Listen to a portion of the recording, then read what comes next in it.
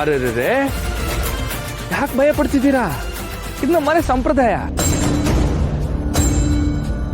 ಮದ್ವೆ ಆಗೋ ಹೊಸ ಜೋಡಿಗೆ ಅರ್ಶನ, ಕುಂಕುಮ, ಸೀರೆ ಇವೆಲ್ಲ ಕೊಟ್ಟು ಹರಿಸ್ಬೇಕಲ್ವಾ? ಸೀನಾ, ಏನಂತೀಯಲ್ಲ? ಏನವ ಹೆಣ್ಣಾಗ ನಿಂಗೆ ಗೊತ್ತಿಲ್ವೇನವ? ಇವಾಗ ನಿಮ್ ಮನ್ಸಾಗೆ ಏನು ಓಡ್ತಿರ್ತೈತೆ ಅಂತ ನಂಗೆ ಅಂದಾಜೈತೆ.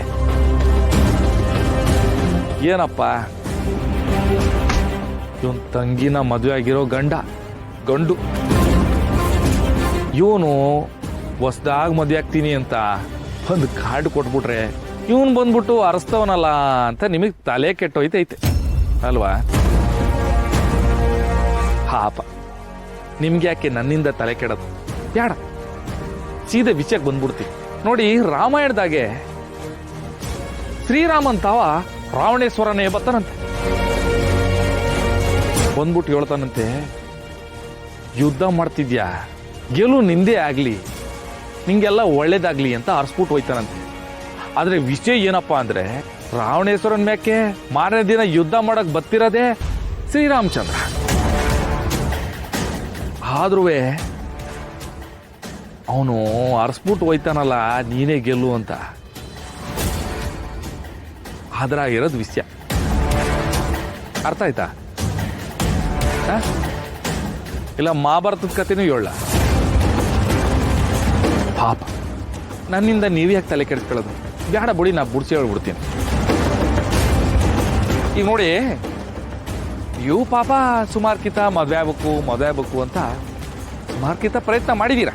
ಅದು ಆಗ್ಲೇ ಇಲ್ಲ ಅಂತ ನಾನು ವಿಷಯ ಕೇಳಪಟ್ಟೆ.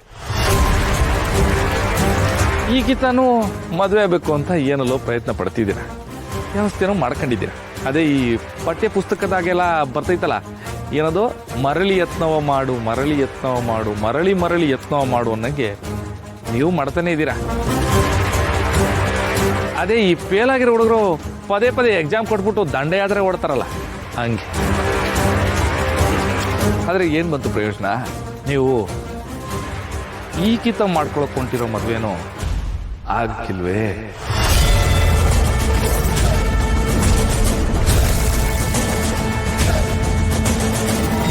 ಏನ್ ಎದುರಿಸ್ತಾ ಇದೆಯಾ? ಛೇ ಮಾಕಳವ ನಾಣಿಗೂ ಇಲ್ಲಕಲ್ಲ. ಮತ್ತೆ ಹೆದರ್ಸ್ತಾನೂ ಇಲ್ಲ, ಎಚ್ಚರಿಸ್ತಾನೂ ಇಲ್ಲ. ಇರೋ ಮ್ಯಾಟ್ರನ್ನ ಹೇಳ್ತೀವಿ. ತೆಪ್ದಾರಿನಾಗ ಹೋಗೋರು ಯಾರೇ ಇರ್ಲಿ, ತಮ್ಮ ಕಾಲಿಗೆ ತಾವೇ ಕಾಲು ಕೊಡ್ಕೊಂಡು ಎಡೋತಾರೆ. ಇದು ನಮ್ಮ ಅನುಭವದಾಗ ನಮ್ಗೆ ಗೊತ್ತೈತೆ. ಅದಕ್ಕೆ ಹೇಳ್ತೀವಿ, ನೀವು ತಲೆ ಕೆಳಗೆ ಹಾಕೊಂಡು ತಿಪ್ಪರ್ಲಾಗ ಹಾಕಿದ್ರು ಈ ಮದುವೆ ನಡೆಯಕ್ಕಿಲ್ಲ.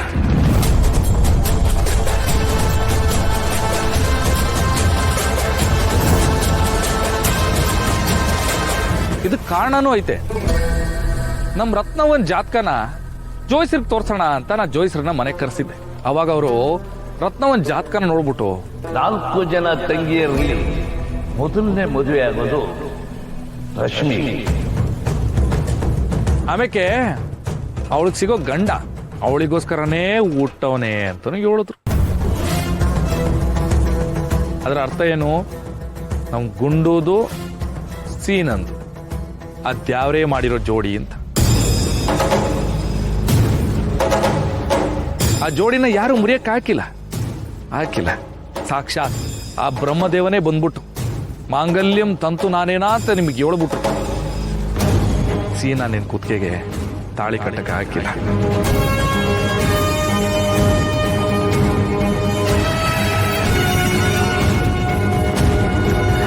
ಇದು ನನ್ನ ನಂಬಿಕೆ.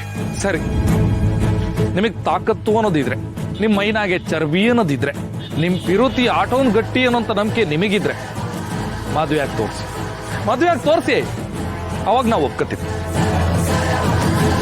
ಇದೇ ಖುಷಿಗೆ ನಮ್ ಕೀನಂಗೂ ಪಿಂಕಿಗೂ ಬಾಯಿಗೆ ಲಡ್ಡು ಕೊಡೋಣ.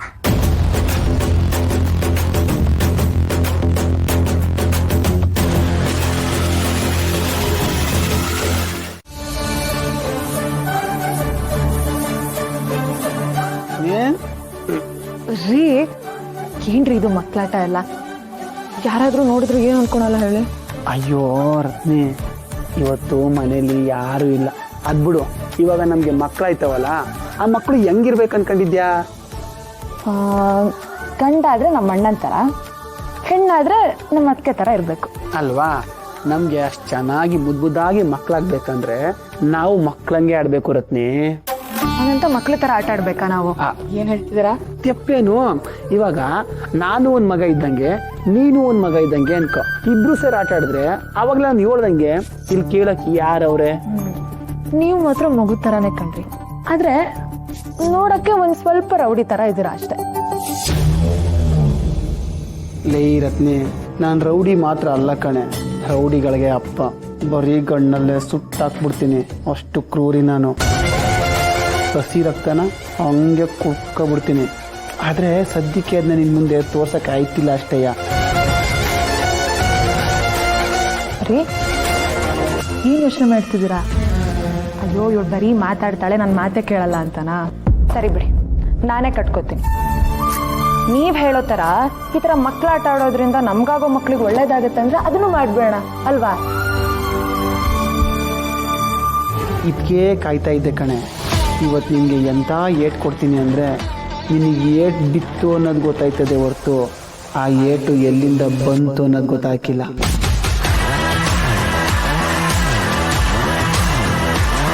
ಕಟ್ಕೊಂಡ ರತ್ನಿ?